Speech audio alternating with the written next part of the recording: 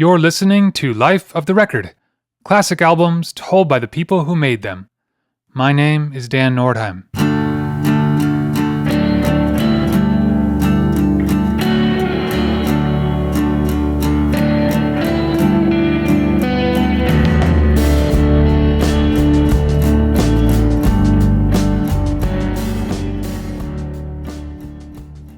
The Pogues formed in London in 1982 by Shane MacGowan, Spider Stacy, and Jem Finer.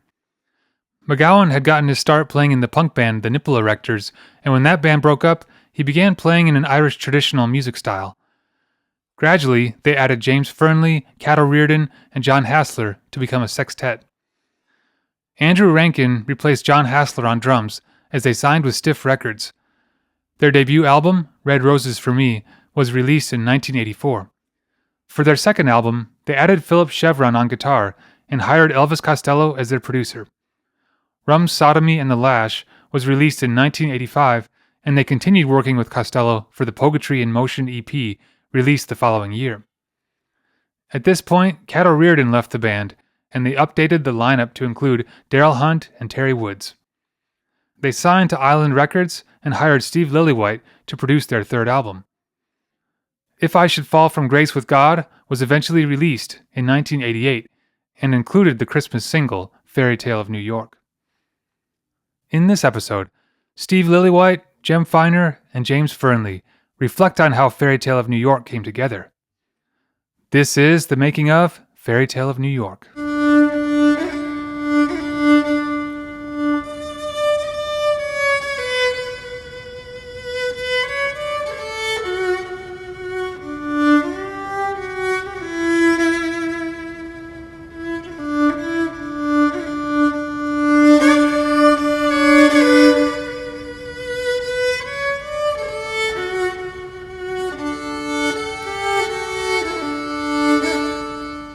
My name is Steve Lillywhite, and I'm a music producer from the UK, and I produced Fairytale of New York by the Pogues, and also the album If I Should Fall from Grace with God for them, and have a listen to this podcast.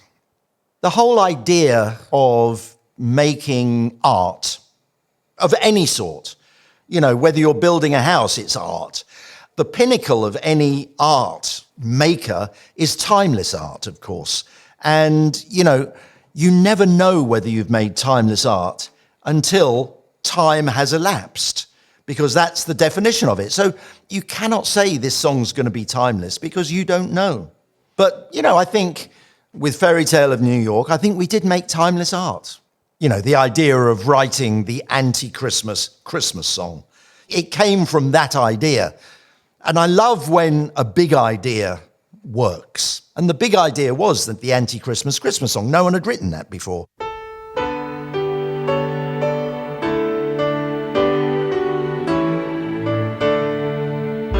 It was Christmas Eve, babe, in the drunk tank.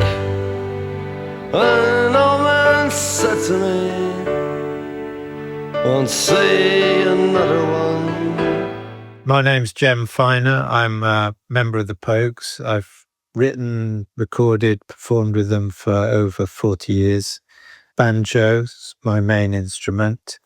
And I wrote a lot of songs with Shane MacGowan, among them Fairytale of New York. We'd been in a kind of hiatus as far as recording went. There were some problems with Stiff Records, which I've never quite understood what they are, or were, I mean. And we had, you know, most of the songs that ended up on If I Should Fall from Grace with God, we were playing for a year or two. So by the time we got this situation resolved and we could record a new album, somehow we'd been hooked up with Steve Lillywhite.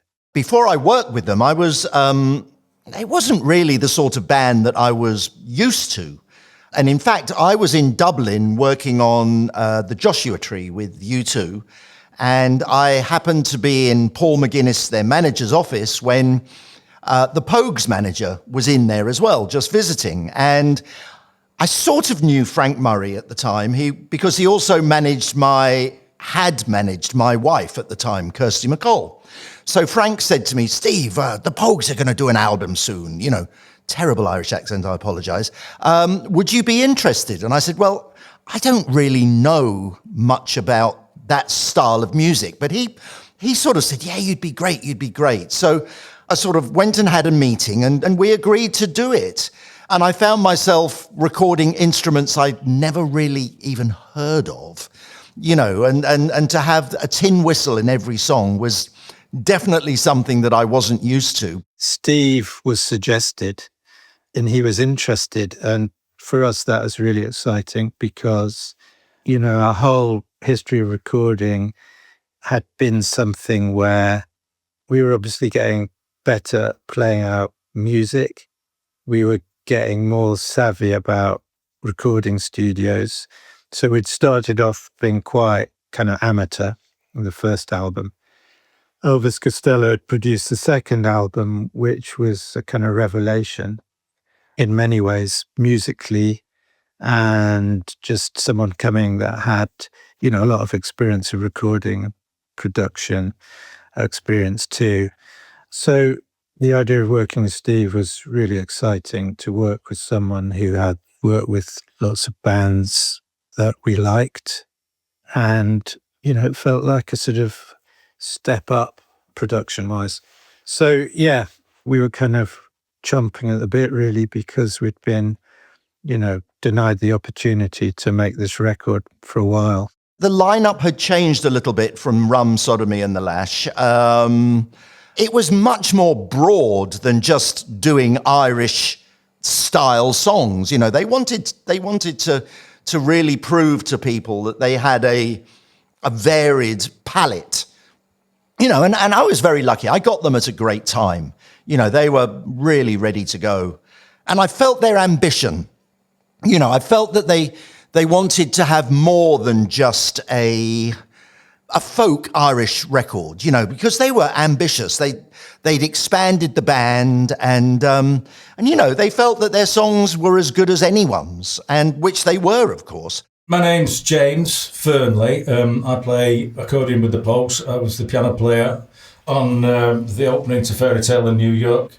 We had an outfit, I think, with Jem, Spider, myself, Andrew, Cait O'Riordan at the time as well, and with Shane. The six of us were doing all right, except for the erraticness of Shane's guitar playing.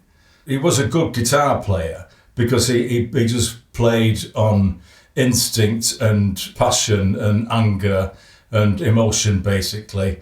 But when it came to playing live, and in the studio particularly, actually, it felt like he had too much to do singing and playing at the same time. So that's basically, as far as I remember, how we asked Philip to come into the band. And then Terry was Frank, our manager's long-time associate friend from Dublin. And then we became 8, and then Cait fucked off after rehearsal one day. She was our original bass player. Age of 17, she came on board because I think Shane fancied her. I don't think Shane had identified any particular talent in her as a bass player, but none of us had any particular talent in what we were playing at the very beginning. I had no idea. Jem was learning the banjo from scratch. So I don't mean that to say that she was never going to be a great bass player. In fact, I think she was. She was a great singer. And then through Philip Chevron, actually, Philip invited Elvis Costello to come to one of our gigs, and Elvis basically just fell in love with Cait on site. And then so she went away to marry him. Cait left the band, and Darryl, who had been sort of helping us out really since we started, driving us around and doing sound and stuff for us. You know, he came in playing bass, and musically that was a step up. No disrespect to Cait. I mean, you know, I've seen her playing bass in the last few years, and she's really amazing. But at the time, she had a great presence and energy. But musically, she was still quite raw. So that was one thing. The other thing was that Andrew, the drummer, we'd always restricted him to 2 drums, a snare and a floor tom. As much as he sometimes hinted he'd like maybe a kick drum or a hi-hat or a cymbal, we wouldn't let him. And that was very much part of that early Pogue sound, the sort of real driving, minimal beat you got from these 2 drums. We said to Andrew, you got to stand up, because it's great when everybody stands up. It wasn't just the designing of the drums, it was also because everybody stands in this band to play. Until a tour of Germany. He injured one of his fingers through some rim shots he was doing. He must have been hitting the corner of his finger on the rim of the drum, and he got sepsis. And he went off to the hospital, and he came back rather tearful to say that he could have lost his hand because of the septicemia in his knuckle.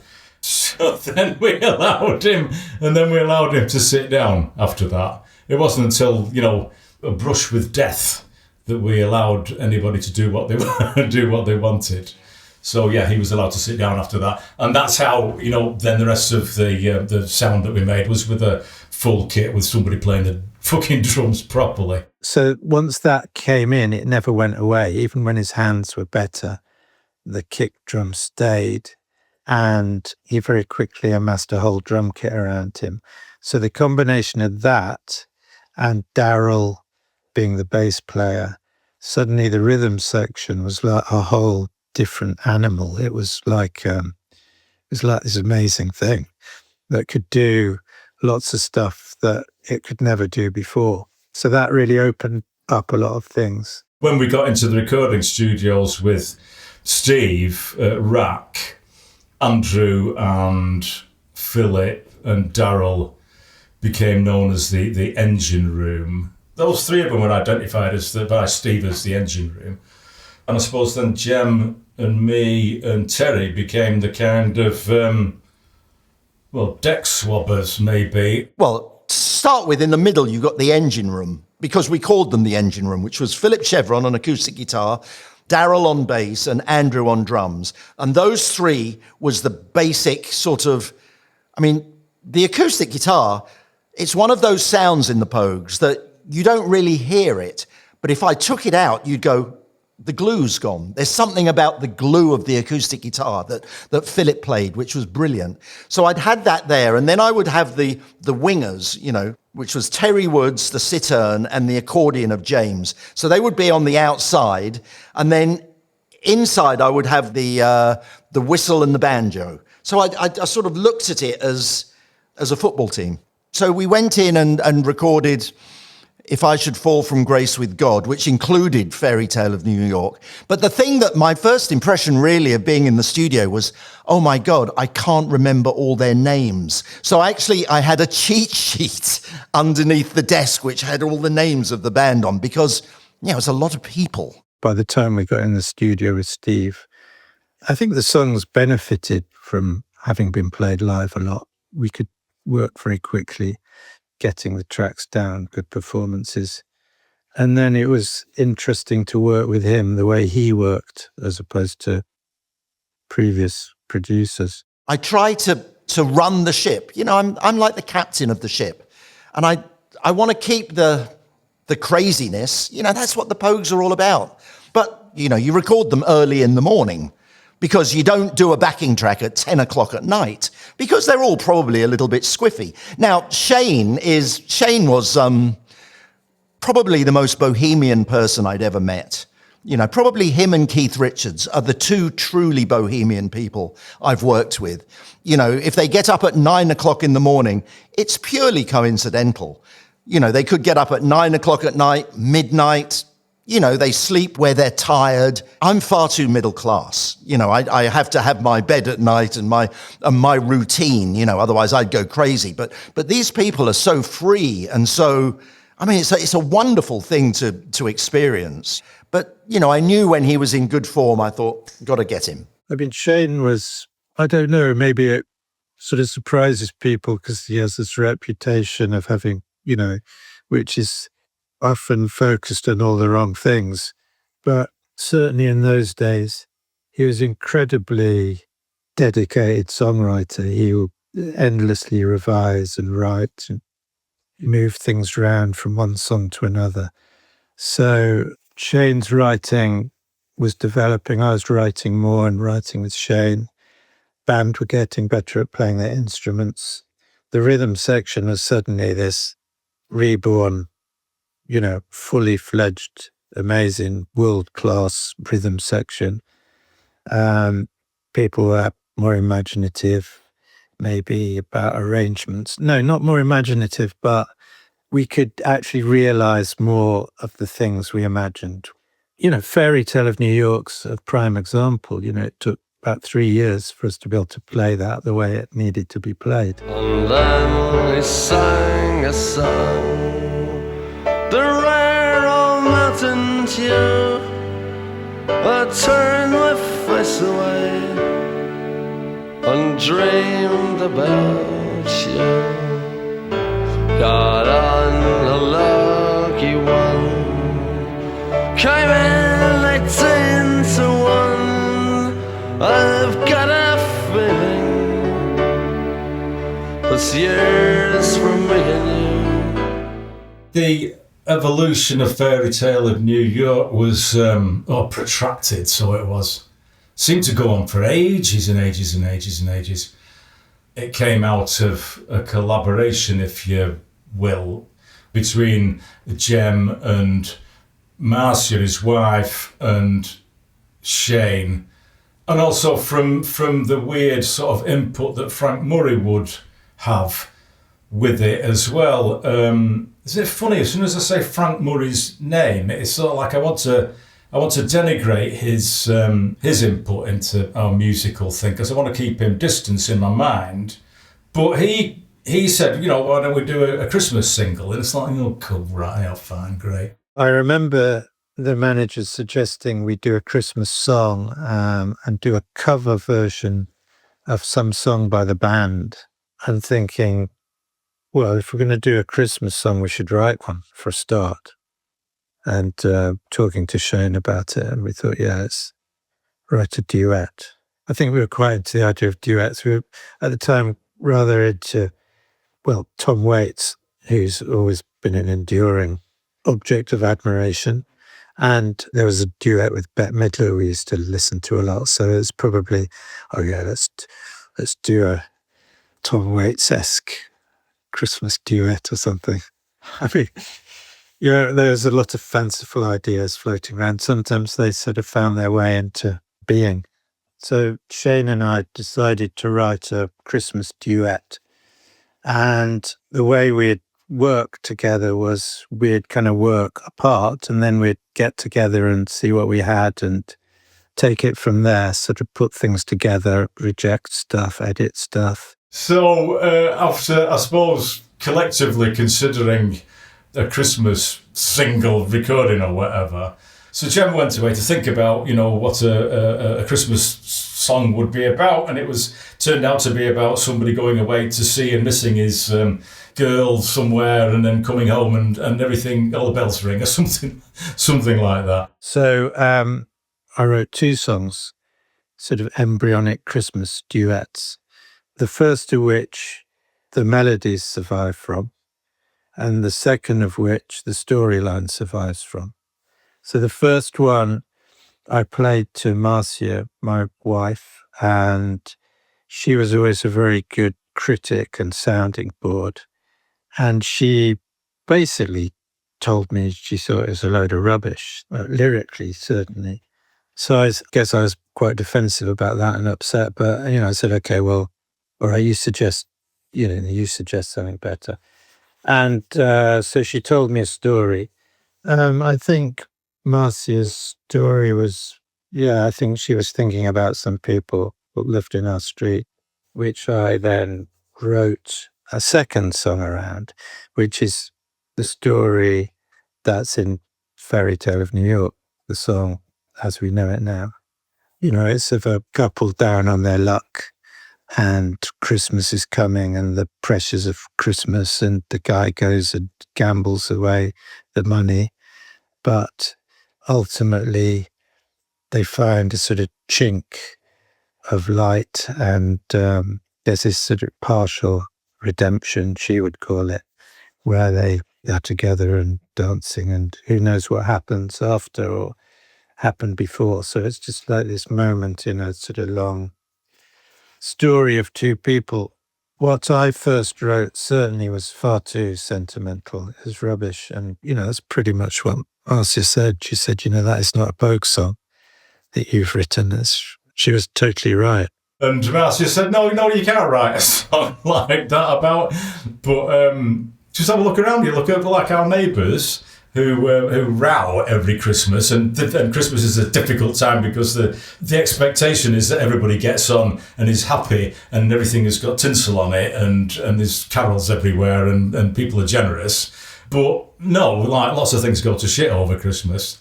Write a song about that. And Shane took that story and he transposed it from London to New York and wrote it in a very beautiful, brilliant way, which I think really brought out the whole sort of cinematic scope of potential of that story. It alluded to how they got there in that moment and left you wondering what happened next. So, Marcia's, vision in that was crucial. I mean, really, she's like a third writer of that song. So, and then Shane had written the slow introduction bit. And then we just started to put it all together. He and Shane got together, and I think maybe Shane came up with the kind of basic building blocks of it. The no-hoper that takes his girlfriend to New York City or finds himself there, or some fuck-up who gets himself locked in the jail on Christmas Eve and maybe has a dream about how things could have gone. And it went through so many iterations, At one point, quite early on, it was like it had a bit of Bing Crosby in it, stuff. It had far more lyrics. I mean, its genesis is partially documented, I think, in outtakes that appear on various box sets and stuff. But I think, we first tried to record it when we were making the Poguetry in Motion EP with Elvis Costello, with Cott singing it. And it just never seemed to quite work, and we'd come back to it periodically. Shane would edit the lyrics, we'd work on arrangements, until it got to the point where, it sounded pretty much like it does now, but we still couldn't, recording it still didn't really work. It didn't work until we tried it with Steve. I think I'd heard the version with Cott that Elvis had done. And to be honest, I thought it was good. I didn't think it was a record.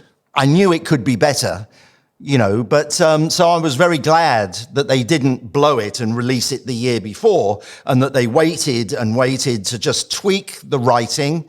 And also, one of the things that was quite amazing was they said to me, Steve, we have a terrible problem transitioning from the early part of the song to when the band comes in. And I said, what do you mean? He says, we can never do, we get the intro right and then we fuck up the main bit. And I said, well, can't we just do it in 2 sections and I'll chop the tape together? And they said, oh, that's a good idea. No one had ever thought about doing that. It's very obvious. So we went in and just did piano and Shane. The opening stanza of the thing is just the piano and Shane's voice, which was a thrill to do, I have to say. Just me and him. But in the studio, just to have Shane there in my ears, and then to play this thing on the piano that I'd practiced and practiced and practiced. I just know that there are movements in it, in the actual piano playing, that I was really proud of, and I did not want to fuck them up. I did, a few times, but the one take that Steve Lillywhite would not step away from was the one where I hit a note above the one that I was heading for. And I said, I'm going to have to do it again. He says, no, that was the one we got to keep because everything else was perfect. You're not changing it. So I had to live with it sounding like that. And because of the way we were recording it, it had to be either the piano and the voice together, or we do another take, because there was bleed in between the two, and we couldn't have redone the vocal or redone the piano because you would have heard a ghost, because it was so empty at the front. So we actually did 6 takes of that intro, and we listened back to them, and we all decided take 4 was the one. Yeah, it was a huge challenge to play the piano along with Shane, because I felt it was like my job to stick with him. I think he was never likely to try and stick with me. I don't think it was a balance there at all. Yeah, I wonder if one could extrapolate from that, a relationship in life. But I think you probably could.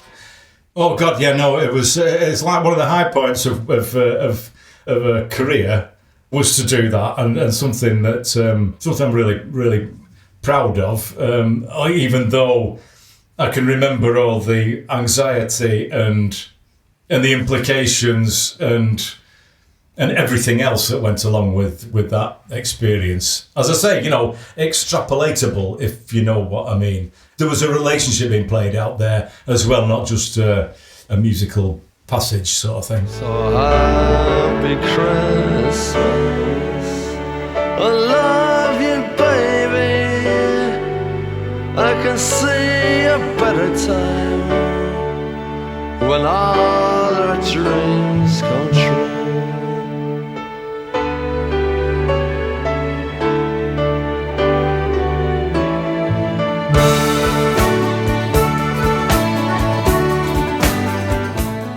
We were having difficulty with trying to get the whole song to be a whole song.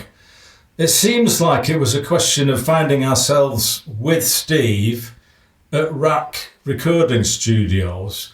And when it come to recording Fairytale of New York, it felt like such a new set of ears. Yeah, that he just said, oh, this is easy. It's easy. You record this first and you record this second, and we're going to splice them together. Fine. And then once you've got that, it's ceased to become a problem playing it live. I mean, my concern was to come away from the piano and then start playing the accordion. And then literally the band went in and counted in the main part of the song.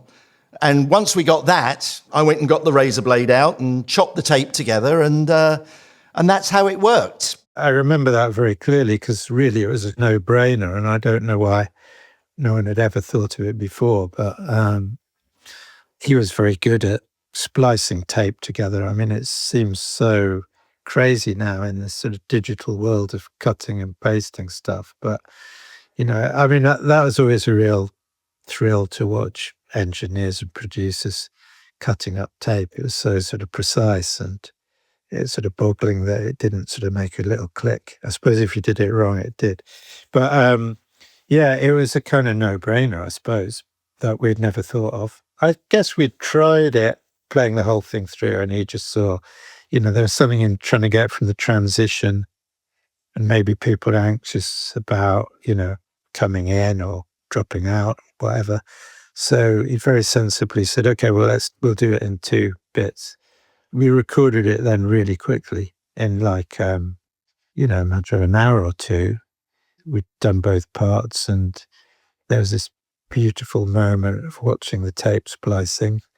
And then there it was. It was really exciting, and huge kind of relief in a way as well, because there's quite an anxiety in writing something and it never working, and this feeling that will it ever work? Will people lose interest in it?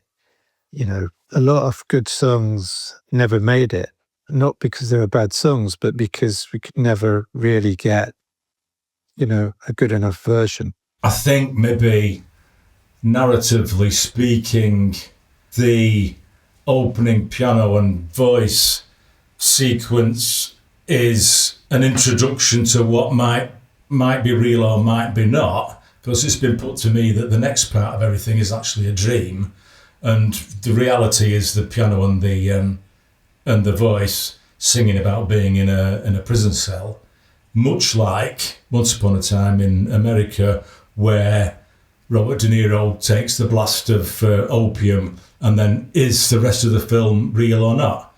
So narratively speaking, that could be the lead up to Robert De Niro in the opium den, and then he just goes off into a reverie about what could have happened or didn't happen, and one wonders if the opening bit of Fairytale in New York is the reality and the rest of it is just made up.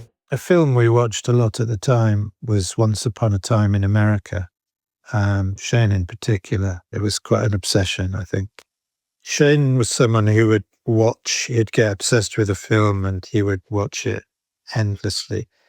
In those days, you had to go to the cinema to do that. You couldn't watch it on a VHS tape or stream it or anything. I don't know how many times you went to see it, but it was a big film for him. And that piece of music obviously is really kind of iconic. I found a few lines of it in Mozart, some piece by Mozart, that introduction, the Ennio Morricone introduction, which Hours alludes to, that Shane wrote that piece, beautiful. So obviously, has a long sort of history, those few notes. I'm thinking of Ennio Morricone as well, particularly when it came to Jem's writing. I suppose the first sort of sounds that kind of coalesced into Fairytale in New York, I would say, because there was we listened to Ennio Morricone's music a lot, and I do think that strands in Fairytale in New York do come on a direct sort of line from Ennio Morricone's kind of sonic palette, as it were. If they're not directly lifted, I'm just trying to skirt the subject. It was actually written before we'd ever been to New York. It was a New York of his imagination, and a New York sort of relayed to him through, what other people told him about New York or their experiences in New York. So that's quite an interesting thing. So maybe that's why it also feels a bit cinematic, possibly, because he's seeing it in his imagination like a film. 1986 was the first time we went there, and I remember it being cold as fuck. Our first visit to New York, I think we were just sort of open-mouthed at the place. So it held a lot of charm and awe and everything for all of us, and certainly to Shane. Yeah, I think so. I mean, the whole New York thing, and whether it's a romanticised view of New York, well, I think it is. I think musically it's maybe romanticised on my part. And of course it's romanticised on the protagonist's part as well, the rivers of gold and indeed, the images that we saw going there of the trees that have been sort of decked in, wrapped in fairy lights and stuff. It was a really, visually enchanting place to go to, but with a kind of danger in the background. They got cars big as bars, they got rivers of gold, but the wind goes right through you, it's no place for the old. When you first took my hand on a cold Christmas Eve, you promised me Broadway was waiting for me. You were handsome, You were pretty queen of New York City. When the band finished playing, they held out for more. Sinatra was swinging, all the drunks they were singing. We kissed on the corner, then danced through the night. The boys of the NYPD choir were singing Go Away Babe, And the bells were ringing out for Christmas Day.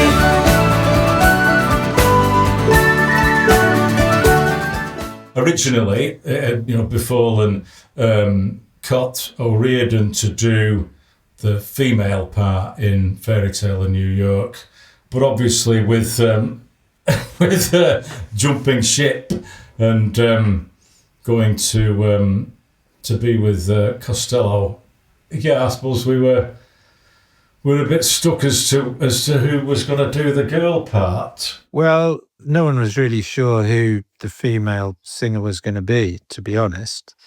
And, well, Steve was married to Kirsty and went home with the master tape after we'd just recorded it. I think we must have recorded it on a Friday. And he said, okay, well, see you on a Monday. And he came back on the Monday and he said, well, I just took the tapes home and I just asked Kirsty to sing a guide vocal on it so you could get a feel of what it sounded like as a duet. They said it's a duet, and I think it may have been Frank Murray, again, who was their manager at the time, who had also managed Kirsty, said, do you think Kirsty might be good? And I think the band had slightly higher...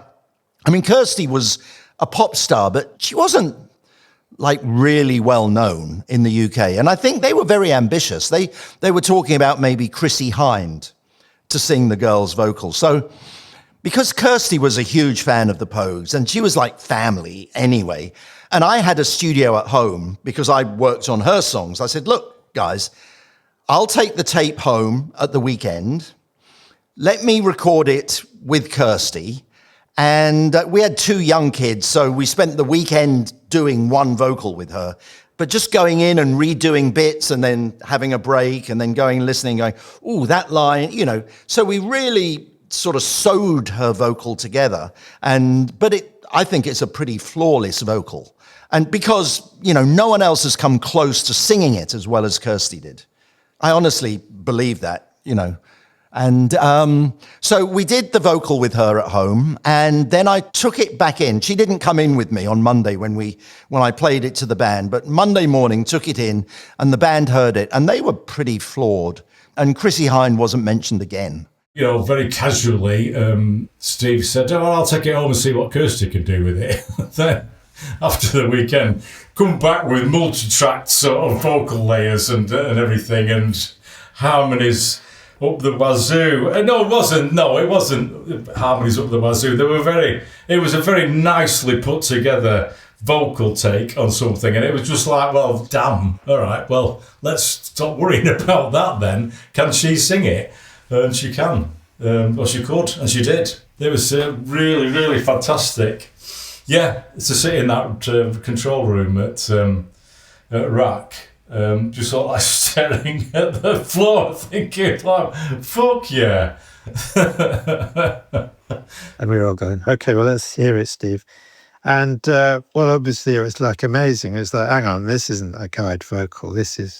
It wasn't a guide vocal. There's all sorts of harmonies on it and stuff. It obviously, Kirsty was very like good at sort of very quickly inventing parts for herself. I imagine when she imagined singing something, she didn't hear just one melody line. She heard a whole sort of choral piece performed by her exclusively, all the harmonies. So, you know, it wasn't just like a guide vocal just knocked out. It was something worked on and considered and brilliant. So it then is a fait accompli, a beautiful fait accompli. We didn't have to think anymore about who was going to sing it because she'd already done the job. You know, it's like, this is the vocal that we want.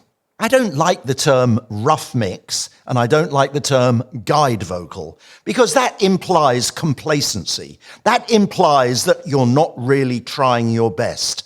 And I think throughout the whole recording process, you should always try your best. I never do a rough mix. I do a mix where it is at that point in time. And sometimes that mix can become the record, because you never quite get it back, especially in those days, you see, because it was all done by hand. And, you know, the faders were pulled down, and there may have been some magic there. So I would always, whenever I did a mix of the song, it might not be finished, but I never called it a rough mix, because even down to the time when the band would play and then come in and listen to it, I would be mixing it so that they could hear it. I was starting to, from the very moment they played it, I would start to work how I wanted it to be, you know. So I would often say to bands, I said, look, if you expect that your record's going to be very different from how it is sounding. I remember, you see, Tom Bailey from the Thompson Twins once said to me, Steve, it seems weird to me, but seems to me that as you make a record, the amount of choices you make as you go on should become less and less and less until you have the record. And I went, God, that makes sense. But, you know, with multi-track now and 100 tracks, the amount of choices goes outwards, you know, and then you have to bring it in later. But that whole idea of doing things and being bold, I mean, you know, we had 24 tracks, so it was like there was pretty much a safety net. What the Beatles did was incredible because they had to bounce things together. So if they made a mistake, they were fucked, you know. But I would always try and make things sound as best as possible throughout the process, because complacency is something I don't like. Really brilliant. She had just the right tone to do it, because her tone is unmistakable, and as indeed Shane's is, so it was kind of matched it pretty much up and down. The who's who, not just because it's a girl and a boy or anything, but there's like there's a whole attitude, stance, you know, the stuff underneath the surface of the water iceberg thing, that she's Kirsty MacColl and he's Shane MacGowan, and here they are singing something here that you'll never hear again. Fantastic, really fantastic. Well, what happened was I brought the song back to the studio, and in fact, Shane heard Kirsty's vocal and said, I think I have to do mine again. And yeah, we all said, yeah, I think you should, Shane, because he was like, mine's, you know, he thought he'd done his vocal.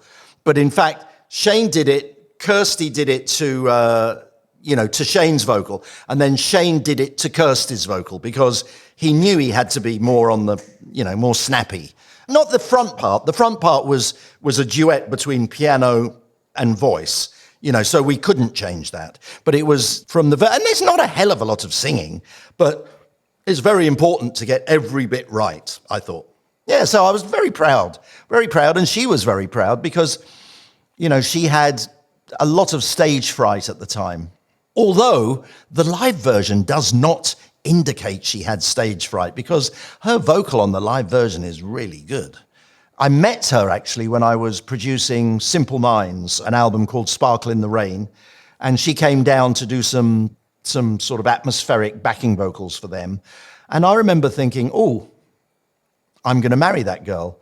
I took her number on the pretext that I was going to use her for session work, you know. But no, I mean, my whole thought was, yeah, you're the girl for me.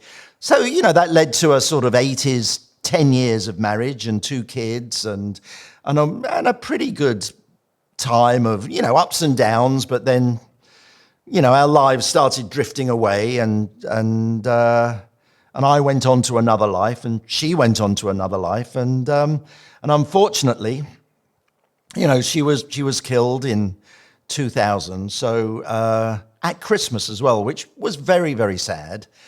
25 years ago this year, actually. So it's the 25th anniversary of her death. But, you know, she left behind some great music. And, you know, you leave behind a legacy of your art. You're a bum, you're a punk, You're an old slut and junk lying there almost dead on a dripping night bed. you scumbag, you maggot, you cheap, lousy faggot. Happy Christmas, you're ours, I pray God it's our love. The boys of the NYPD choir still singing Go Away Brave, and the bells are ringing out for Christmas Day.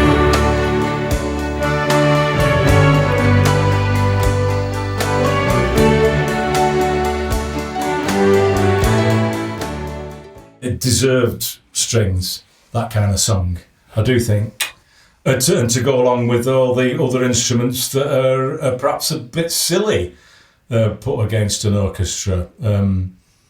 They have like their own silliness, like what's more silly than a fucking accordion, you know what I mean? It's like a bag with a harmonica on the end. It's like a stupid instrument, but given the right context and given the right story to tell and the right friends, you know, musical friends to sound with, yeah, it's I think it's amazing, really. The strings came later, not an afterthought as such, but once we had the track recorded, then discussion turned to arranging strings, what kind of orchestra. A guy called Philip Trench, who we'd worked with before on Rainy Night in Soho, was to arrange it. And James Fearnley had a huge input as well. I think he wrote some of the parts. I really wanted to be the string arranger guy. I don't have the chops for that. But I thought, wouldn't it be great to be able to arrange these strings? And I'd been listening to, On the Waterfront, Leonard Bernstein's film music for that. And I think it's Eva Marie Saint's theme music. But it's like a canon. You get a tune and then this other tune comes underneath it, and these notes kind of sit uncomfortably for a bit, and then they break up into like proper harmonies and whatnot. So I listened to that over and over and over and over and over again. I'm just going to get whoever arranges the strings, I'm going to get him to get some of that into Fairytale of New York. Went to Steve Lillywhite's house stay over one night, because he has a home studio, and kind of roughed something out on a synthesizer or something, and one or two people in the band sort of thought, what the fuck's that? But I made it work with Philip Trench, the string arrangement guy, who was very, very helpful towards me. Lovely bloke. So that's as far as I got with the string arrangements. I'm so proud to be able to have worked on something quite as sophisticated as that. Well, the strings were the last thing to go on. And as I say, Shane was, I think he wanted the outro to be more rollicking and more raucous. And it was a little polite. But, it's still good. But it actually fades out quite quickly because, for the radio, we wanted that. But the live version goes on for about another 20 seconds, 25 seconds or something. And it's really good because you've got there's a great brass line that you don't really hear on the record. They just da, da, da, da, da, da, da, da. It's just beautiful. And that's James Fearnley, the accordion player from the band, who does a brilliant job. That's his line. It's like a Gershwin sort of thing, wonderful. And then you get this counter melody coming in, which is basically me trying to channel Leonard Bernstein on the Waterfront into this things, because it's an American kind of story and everything, and had those kind of sonorities in it, which I was really keen on getting to come out in this song. So one question about that is, you mentioned On the Waterfront. Were you also thinking about the I could have been someone line that Shane has? That's kind of the I could have been a contender sort of line? Oh, that's so interesting. Oh my God, that's hit me in a very deep place, actually, that has. No, never gave it a consideration. Unless I was being spoken to on a level that I wasn't aware. I'm pretty sure that I was not aware of that, but your suggestion has reached me on a level that I wasn't expecting. So I don't know. It makes me want to be tearful, actually, to hear something like that. I think that's really, really amazing. I could have been someone. Well, so could anyone. You took my dreams from me when I first found you. I kept them with me, babe. I put them with my own. Can't make it all alone. I built my dreams around you. The boys of the NYPD chorus are singing "Go Away, Babe," and the bells are ringing out for Christmas Day. I could have been someone. Well, so could anyone. And I think that's the best lyric I've ever been involved in. Because it says so much with so little. I mean, God, I was very lucky to be asked to do the record. Again, my favorite lyric of anything I've ever recorded. So I wanted to make that little bit as good as I could. That line obviously is a a classic line, which has a long sort of history to it itself. I mean, I know where it came from originally, a conversation on a bus between Shane and Marcia, my wife, where she was telling him a story. That's like the punchline of the story. Well, that line, I could have been someone, I do know came from a conversation between Marcia Farker and Shane at a bus stop. But they happened to encounter one another at a bus stop where she'd had an experience that was fairly unpleasant. And I imagined them in the dark at night time, coming across one another. And she said to him, I could have been someone. And Shane says, well, so could anyone. Shane, like a lot of great writers, always had his ear open for what people, for conversation around him, and would weave piece of literature and conversation into his songs. I mean, that line, it's a classic line. It sounds like something from an old, it's like I could have been a contender kind of line, I think. So, it's a very beautiful and true thing. And the way it works with the music gives it, it's like you say, it's a beautiful moment. So, but it wasn't like worked on. It was just part of the song. It's like it sort of had to be. I mean, there's a sort of strange thing when you're writing stuff or creating anything, I guess, where you look at them and you think, well, this is so amazing. It's so kind of almost like perfect. How did it happen? It's like it always was there in the first place. You were just waiting to discover it or shine a light on it. I hadn't even realized that I could have been someone. Well, so could I didn't realize that was exactly the same as it was Christmas Eve, babe, it was I thought, oh, that's a new section, because it's so different how it, because it's done at a different tempo, and it's, it was great. We didn't use a click track on that song. I mean, I have a love-hate relationship with the click track that is really, really confusing. Because a click track can be your savior, and it can also be your devil. And actually with the Pogues, I find that Andrew, the drummer, his natural groove, in a way, he's like Stuart Copeland. He's at the front end of the beat, always. So with a click track, it's not his natural thing. So when Andrew does a fill, it's very exciting, but in fact, it's not completely in time to the click.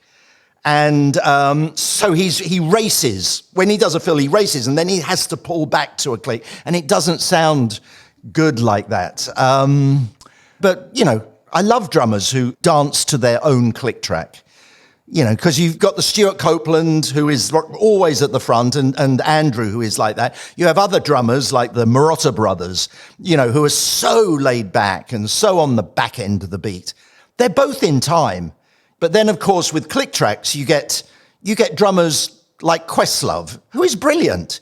But, he plays like a drum machine, exactly like that. And sometimes I think for a band, using a click track always gives you a 7 out of 10. But without using a click track, you might get a 10 out of 10. It was just one of a list of songs, we had to record. And it wasn't necessarily going to be a single, though, I don't know, maybe it was. Maybe we always thought it would be a single. I suppose we did, because initially the idea had been, let's record a Christmas duet and put it out for Christmas. So I guess we probably had thought it was going to be a single in that sense.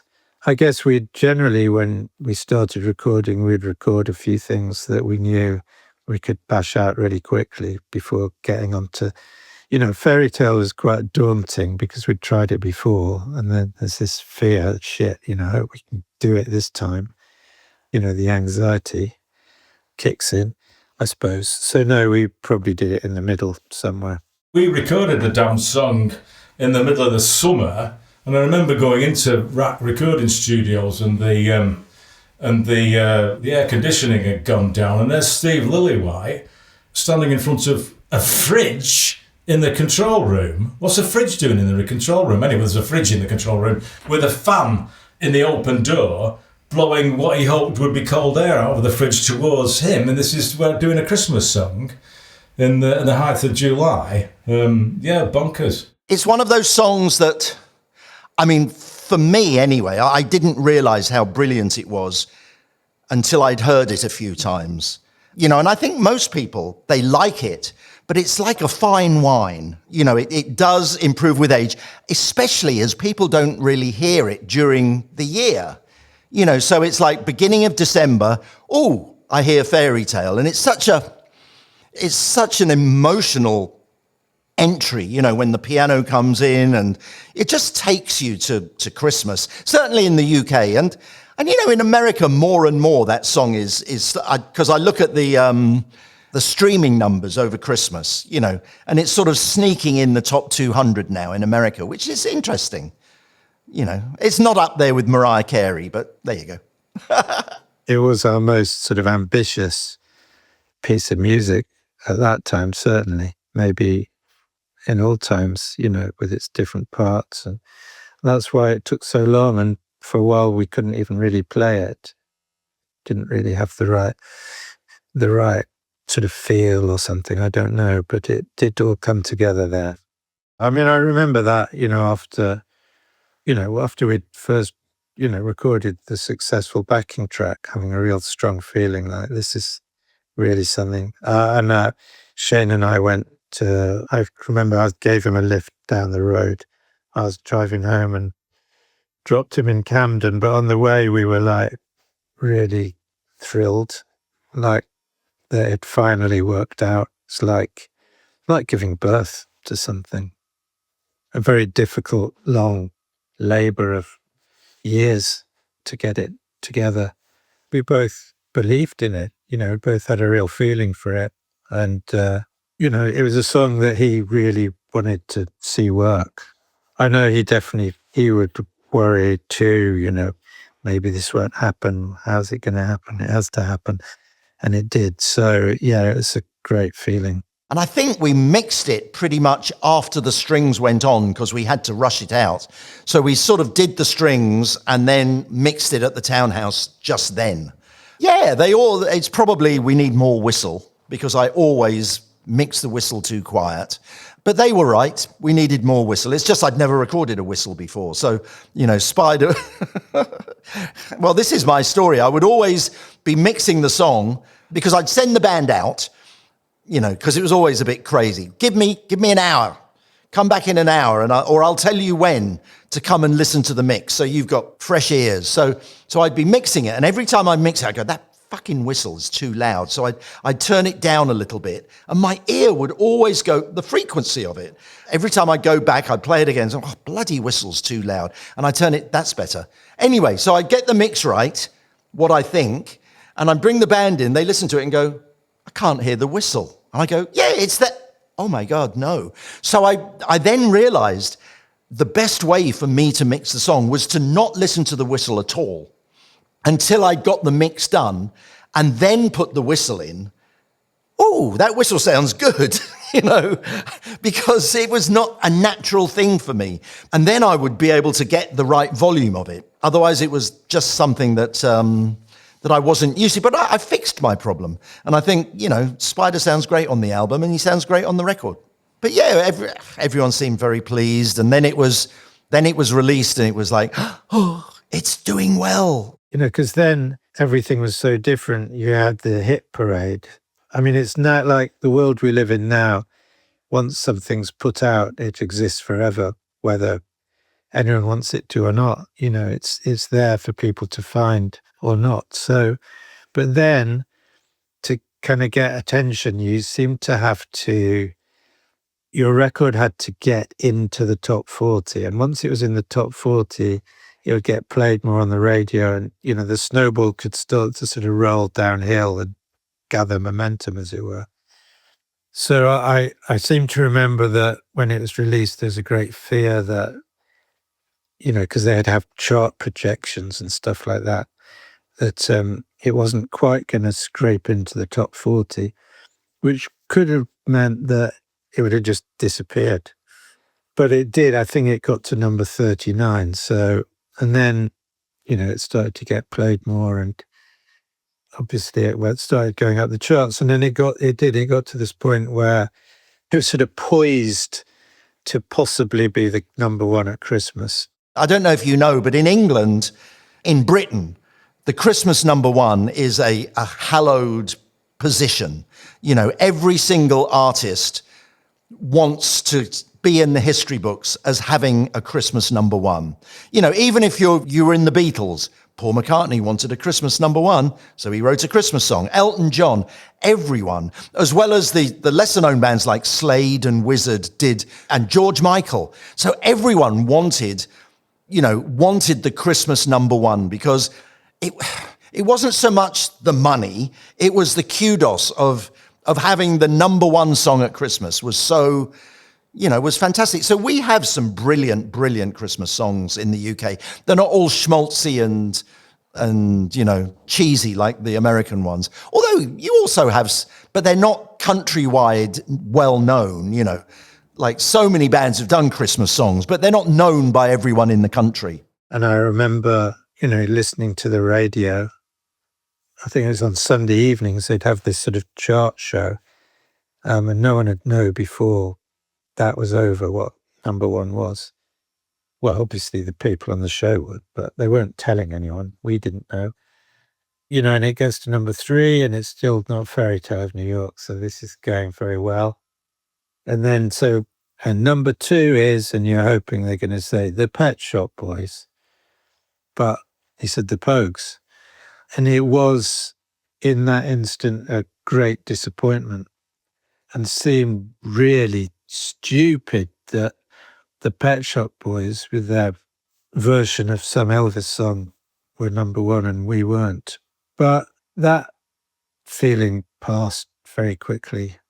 I really, in a way, I'm rather glad it never got to number one. I think there's something marvellous about its longevity, and it seems to get more popular as time goes by, and that, to me, is a much more important thing than a number in a chart.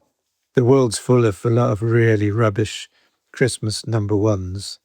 So let's forget numbers. It's what endures through, time and generations. And that was always a hope for a lot of our music, that it had something timeless about it, as it should have, because it sort of initially comes from a tradition, an old tradition, and that it should sort of, in time, become part of that tradition carrying on. So that's the wonderful thing to me.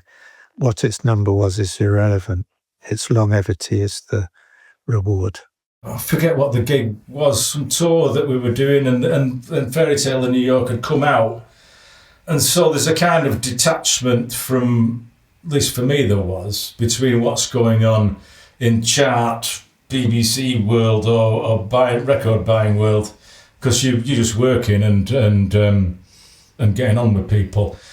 That I was on my way back to Manchester actually on a day off or something, to where my folks lived, and I stopped off at, I think it might have been Preston railway station, and I remember calling my brother from a phone box there, and he said, "Do you know that you're number 2 in the charts?" And that really, really hit me. From a family member on some deserted, so it seemed to me in my memory, deserted railway station. I remember crossing a bridge to go to a pub to go and have a pint in there before my train to Manchester came.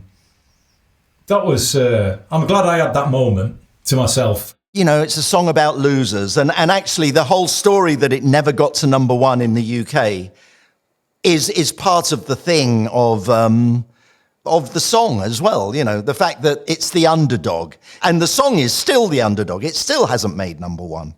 When it came out, it was only at number 2, and apparently it was not so close. It wasn't like, the Pet Shop Boys beat us by not a country mile, but it was not like, it wasn't a matter of 10 records more and we would have been number one. No, it was a few thousand. But, is that Pet Shop Boys song in the charts anymore? No, it's not. I've made some records that sound very 80s, I have to tell you. But no, Fairytale of New York is timeless.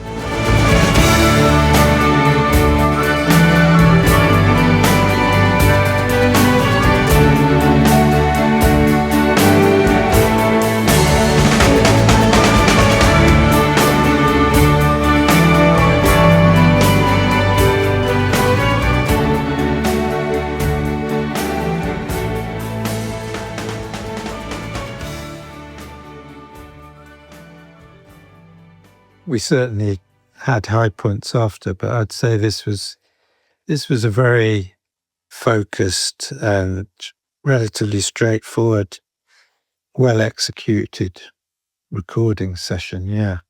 Probably things got a bit more complicated after that, is one way of putting it. I love Rainy Night in Soho is a brilliant song. I mean, I love a lot of Shane's songs, but I love a lot of Kirsty's songs as well. You know, because I did an album with her called Cait. I love a song called Free World is brilliant, and Tread Lightly. I mean, it's all personal, you know, because I was married to her and we were very happy at the time. But Fairytale of New York, you know, it's fantastic to be up there with both of their best work, for sure. With Kirsty's voice, that's always a shock to hear her voice. But it's got a place in my heart that's a safe one with me. She was a lovely person to hang out with, funny as all get out.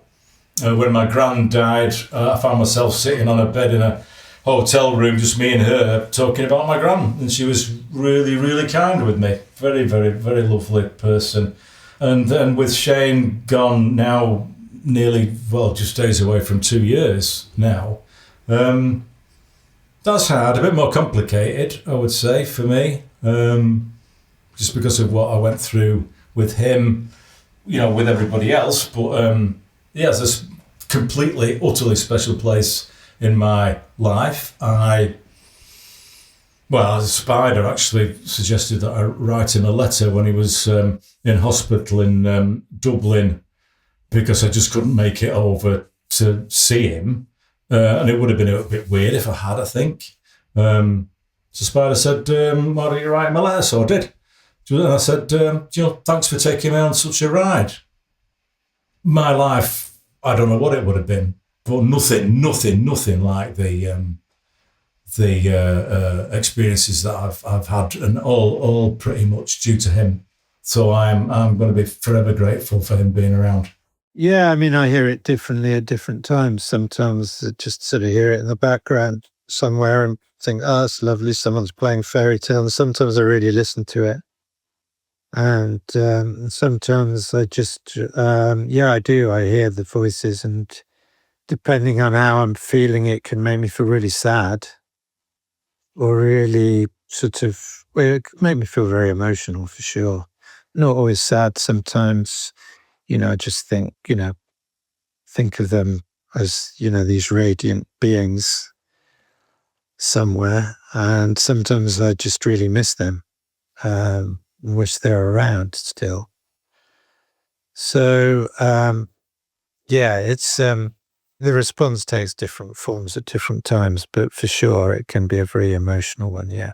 My oldest daughter, Martha, when she was going to school, there was carpool to take her there. And at the beginning of the year, the parent who's doing the carpool likes to get to know the children in her car on the way to school. And so I think it was Martha's turn that week at the beginning of the school year for the parent to turn around to say, and Martha, what does your father do? So she says, he goes to England to play the accordion at Christmas. So, but to be identified as like the Christmas band, and this is where my work is, as if I'm some sort of weird Santa Claus that travels to London in the cold of winter with his accordion to entertain the huddled, freezing people of the United Kingdom. I think that's really charming to be associated with that time of the year. And then when we do the tree trimming thing at our house, it's the first record that we put on. We've been talking about Fairytale of New York, which has featured in my life for, since we recorded it in 1987, and hopefully it will always feature in my life as we trim the tree as a family.